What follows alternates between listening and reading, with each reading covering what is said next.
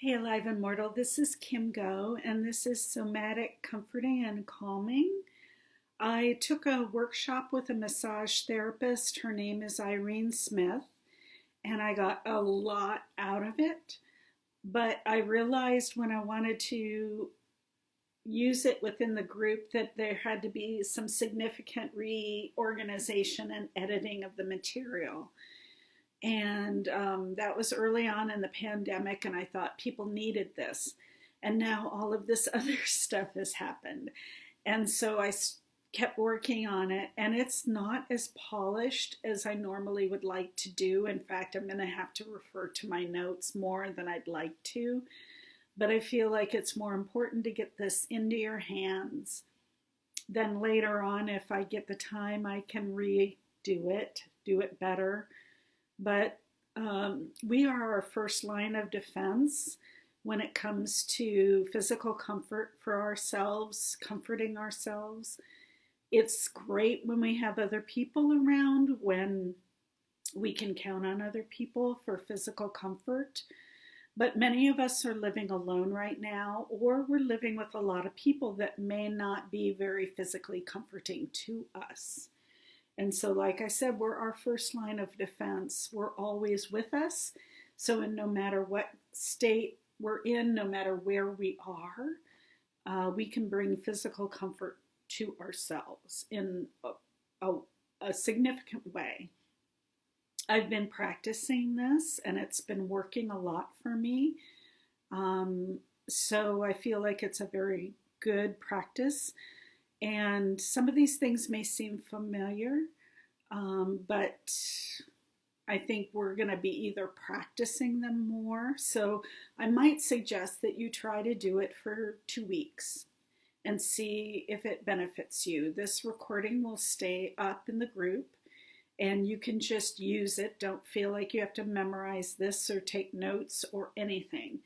Just come back to this recording, listen to it again, and use it to do your practice if you want. Eventually, you're going to remember what to do. But right now, just hitchhike and take it easy and rest into it, because that's part of the process too. So in this somatic comforting and calming segment, what we're going to be doing is working on 3 skills. We're either starting them for the first time, or we're increasing them, or we're just practicing them. And all 3 approaches have benefits for us. So the first skill we're going to work on is grounding.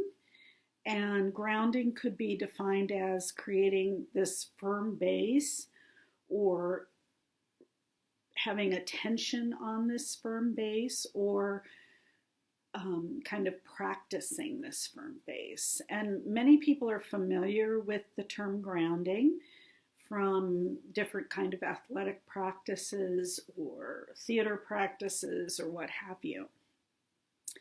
The second skill we're going to work on is the placement of our hands. And it's the placement of our hands on our body to assist in, first off, directing attention to that place in our body, and then also creating comfort within that section of our body. And that will connect us with the third skill, which is connecting with the breath.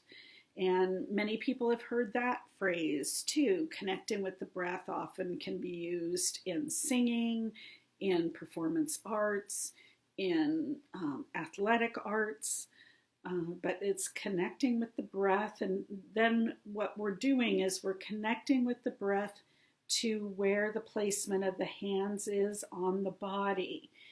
And we're actually breathing underneath the palms of our hands into that place on our body. But we're going to be practicing this, so don't feel like you have to understand what I'm exactly saying right now. It's like if you're thinking, well, I can't envision what she's talking about. We're going to be practicing it in this recording. And this is going to be cultivating directional breath. So when we're thinking about our hand on somewhere on our body, and then we're thinking of our breath going to underneath the placement of the palm on that part of our body. It's a directional breath that we're sending into that part of the body. And it's a mental practice. So we're not actually going or anything. It's going to be a mental practice. So, and what is happening in that is first off, we're closing an energetic loop so that we're not like leaking energy all over the place, which I think many of us are doing, especially right now, given that there's so much violence going on, there's so much uncertainty going on. You know, the virus was its own set of crazy making, and now we have all of this other activity going on, which is also a lot of crazy making, and it's bringing up a lot of old wounds and things like that. So there's a lot of energy leakage going on. And so by placing the hands on the body, we're actually closing an energetic loop and keeping our energy within ourself. And then we're also bringing a sense of calm. We're calming that autonomic nervous system